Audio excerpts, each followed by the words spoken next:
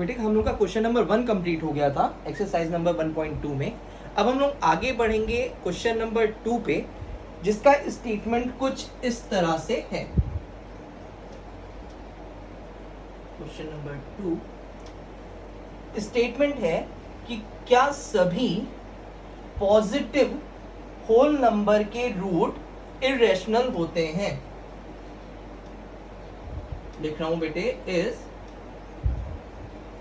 root of every positive whole number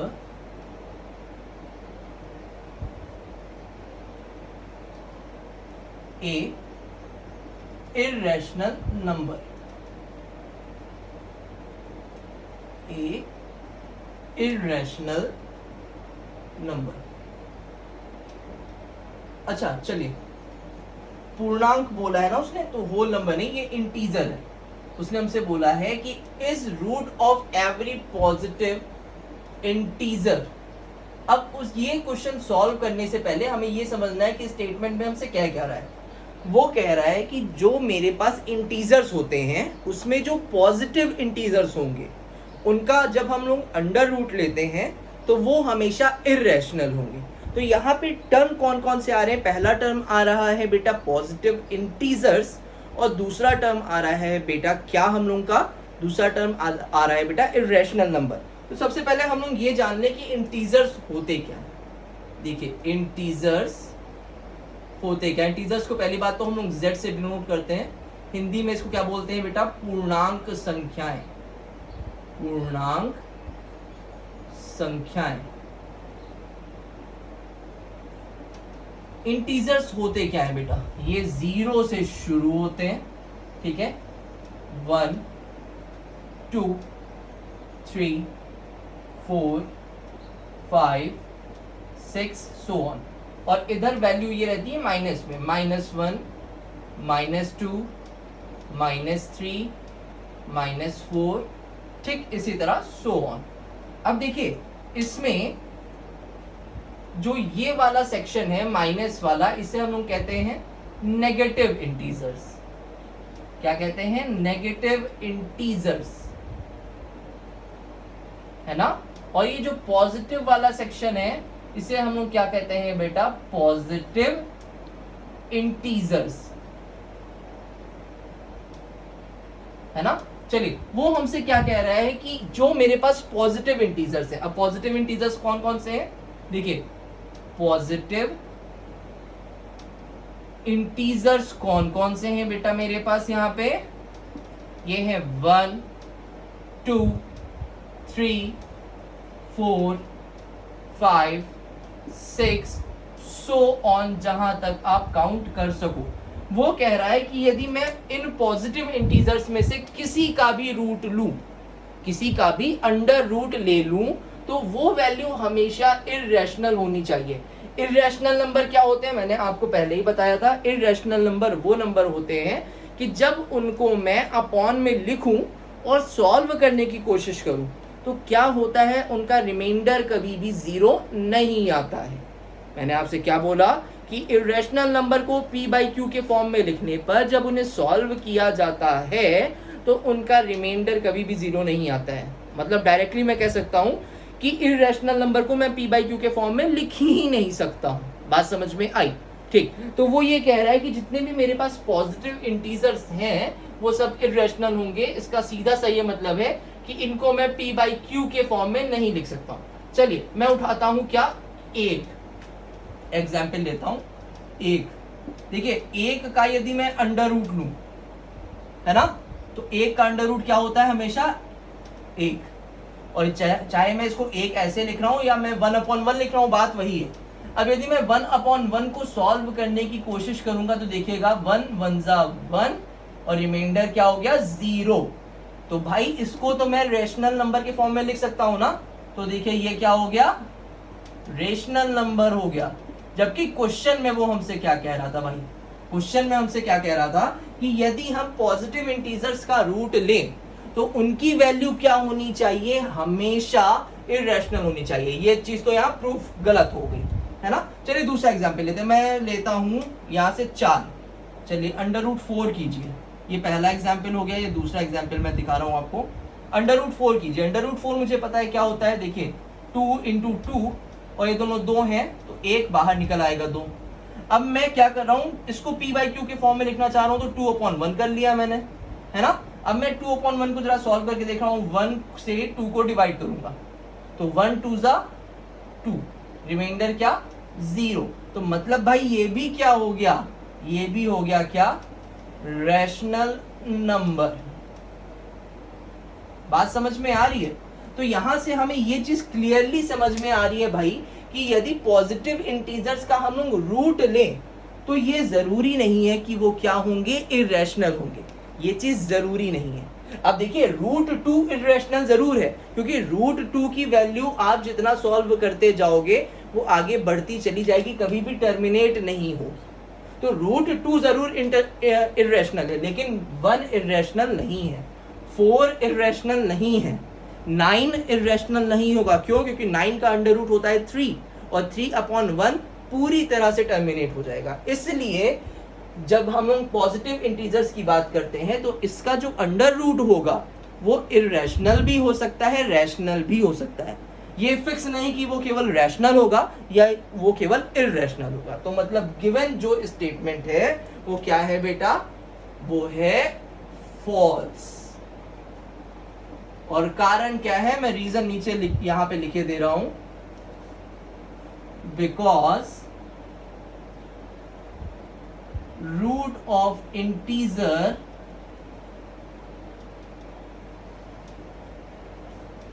can either rational, मतलब या तो वो रैशनल भी हो सकता है और या इरेशनल भी हो सकता है। ये मेरा रीजन है। जल्दी से इसको नोट कीजिए, फिर हम लोग आगे बढ़ेंगे अपने क्वेश्चन नंबर 3 की तरफ।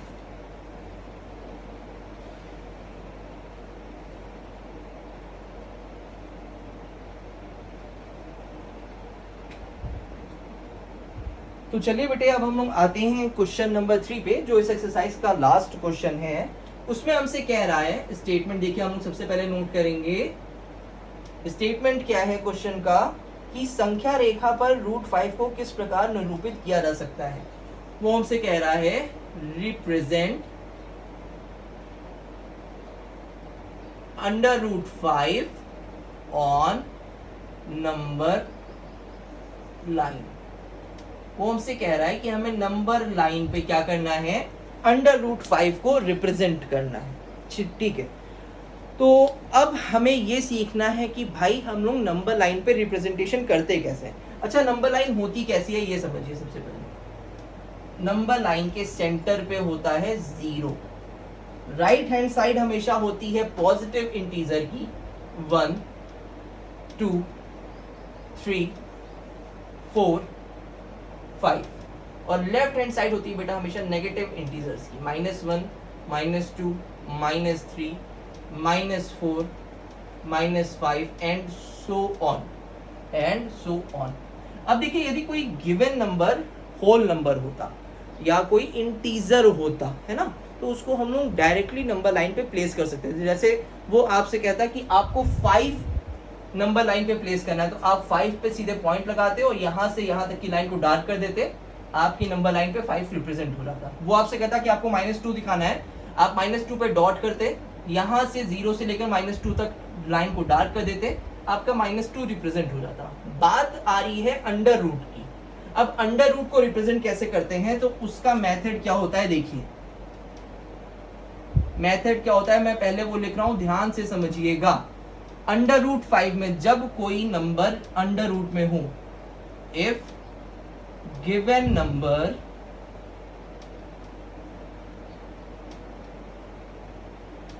इज इन रूट, तो हम लोग क्या करें, हम लोग को क्या करना होता है, देखिए right it in form of, किसके फॉर्म में, a² प्लस बी, जहां पे ए क्या है, नियरेस्ट स्क्वायर, और बी क्या है, रिमेनिंग वैल्यू। अभी इसका मतलब मैं आपको समझाता हूं। देखिए यहां पे जैसे नंबर दिया हुआ है √5, है ना, नंबर क्या दिया हुआ है, √5। तो √5 क्या है बेटा, अभी आप अंडर रूट को भूल जाओ, अभी आप ये सोचो कि 5 कैसे लिखा जा सकता है। मैं अभी अंडर रूट को भूला जा रहा हूं, मैं कह रहा हूं कि 5 को कैसे लिख सकते हो आप भाई। 5 को आप लिख सकते हो नियरेस्ट स्क्वायर, तो 5 के आसपास कौन सा स्क्वायर होता है, एक होता है 4, एक होता है 9। 4 किसका स्क्वायर होता है, 2 का, और 9 किसका स्क्वायर होता है, 3 का। तो 9 तो 5 से ज्यादा हो जाएगा, तो 2 का स्क्वायर क्या हो गया, 4 और प्लस 1। मतलब मैं 5 को देखिए क्या लिख सकता हूँ, 4 + 1 लिख सकता हूँ, और 4 किसका स्क्वायर है, 2 का, और 1 किसका स्क्वायर, ये रिमेनिंग क्या बच रहा है, 1। तो हम लोग ने क्या लिखा, उसे a² + b के फॉर्म में लिख दिया। ये जो नियरेस्ट स्क्वायर वाली वैल्यू होती है, ये होती है बेटा बेस वैल्यू, बेस मतलब आधार, और रिमेनिंग वैल्यू जो होती है वो होती है बेटा परपेंडिकुलर, मतलब लंब। हम लोगों ने देखा क्या बेटा, बेस कितना आया है, 2। तो हम लोगों ने क्या किया बेटे, 0 से 2 तक की लाइन को क्या कर लिया, डार्क कर लिया। ठीक, अब बेस पे परपेंडिकुलर कितना आया है, 1। हम लोगों ने क्या किया, यहां पे 1 सेंटीमीटर की लाइन ड्रॉ कर दी। ठीक, अब उसके बाद मैं क्या करूंगा, उसके बाद मेरा नेक्स्ट स्टेप होगा कि हम लोग प्लेस कंपास एट 0, ठीक, take radius of perpendiculars end point, perpendiculars end point and draw the circle. मैंने आपसे कहा कि जो परपेंडिकुलर है, परपेंडिकुलर का जो आखिरी पॉइंट है, ये यहां पे एक प्रकार रखिए, और प्रकार से ये रेडियस लीजिए। कौन सी रेडियस, ये जहां पे आपका परपेंडिकुलर खत्म हो रहा है, आपने ये रेडियस ली, और ये रेडियस लेने के बाद आपने क्या किया, नंबर लाइन पर एक कट लगा दिया। क्या किया आपने, नंबर लाइन पर एक आपने कट लगा दिया। ठीक, तो ये पॉइंट जहां पर कट करेगा वही आपका क्या होगा, under root on number line. ठीक है, लिखे दे रहा हूं कि the arc cut the number line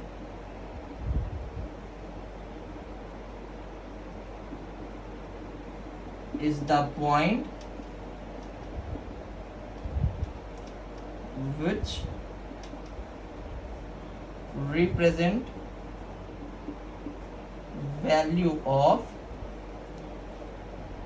under root 5 on number line। देखिए यहां पे समझने की कोशिश करिएगा कि हम लोगों ने किया क्या है। यहां पे हमें कोई अंडर रूट में वैल्यू दी होगी, अंडर रूट में कोई संख्या दी होगी। हम लोग क्या करेंगे, सबसे पहले अंडर रूट को भूल जाएंगे और उस संख्या को क्या करेंगे, किसी संख्या के स्क्वायर और रिमेनिंग संख्या के साथ प्लस में लिखने की कोशिश करेंगे। जैसे सपोज करिए यहाँ पे आपको 5 दिया था, 5 ना दिया होता वो आपको 10 देता, कि आपको अंडर रूट 10 का मान निकालना है। तो अंडर रूट 10 क्या होता बेटे, 3 का स्क्वायर प्लस 1, है ना, 3 का स्क्वायर प्लस 1। तो वहां पे बेस क्या हो जाता, 3, और परपेंडिकुलर क्या हो जाता, 1। तो मैंने आपसे क्या कहा कि आप सबसे पहले क्या करो, अंडर रूट को भूल जाओ और जो दी हुई संख्या है उसको क्या करो, nearest square plus remaining value के फॉर्म में लिखने की कोशिश करो। जब आप ये चीज कर लोगे तो जो आपने नियरेस्ट स्क्वायर लिखा हुआ है वो आपका हो जाएगा बेस, और जो रिमेनिंग वैल्यू बची हुई है वो हो जाएगी परपेंडिकुलर। आपने क्या किया, नंबर लाइन पे बेस तक की वैल्यू को डार्क किया, और जहां पर बेस खत्म हो रहा है, जैसे यहां पर 2 स्क्वायर प्लस 1 है, तो 2 मेरा बेस हुआ। 2 पर देखिए मैंने क्या किया, 2 तक लाइन ड्रॉ की थी, डार्क की थी, और उसके बाद 2 पर 1 सेंटीमीटर का क्या किया था, मैंने परपेंडिकुलर ड्रॉ कर दिया था। तो जब 1 सेंटीमीटर का परपेंडिकुलर मैंने ड्रॉ कर दिया, उसके बाद मैं क्या करूंगा, मैं कंपास लूंगा और 0 पर अपने कंपास को प्लेस करूंगा।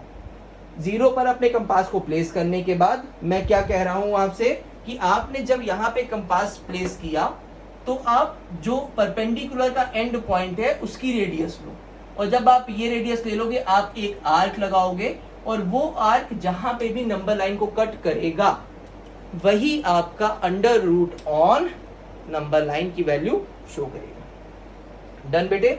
तो इस तरह हम लोग की ये एक्सरसाइज नंबर 1.2 भी कंप्लीट होती है। मैं होप कर रहा हूँ कि शायद आपको सारे कॉन्सेप्ट समझ में आए हों। यहाँ पे हम लोगों ने कॉन्सेप्ट पढ़े क्या, मेनली रियल नंबर और रियल नंबर के दोनों टाइप, रैशनल और इरेशनल नंबर का कॉन्सेप्ट पढ़ा। साथ ही साथ ये भी सीखा कि हम लोग कोई अंडर रूट में वैल्यू दी हुई है तो उसको नंबर लाइन में रिप्रेजेंट कैसे करेंगे। इतनी बात समझ में आती है, जल्दी से इसको नोट कर लीजिए। और हाँ, ये ज़रूर करिए कि इस वीडियो को, इस कॉन्सेप्ट को ज़्यादा से ज़्यादा लोगों तक शेयर कीजिए, जिससे वो भी ये कॉन्सेप्ट आसानी से सीख पाएँ और इन कॉन्सेप्ट्स पे अपनी कमांड बना पाएँ। सो प्लीज़ वीडियो को शेयर ज़रूर कीजिएगा और चैनल को सब्सक्राइब भी ज़रूर कीजिएगा। Thank you so much.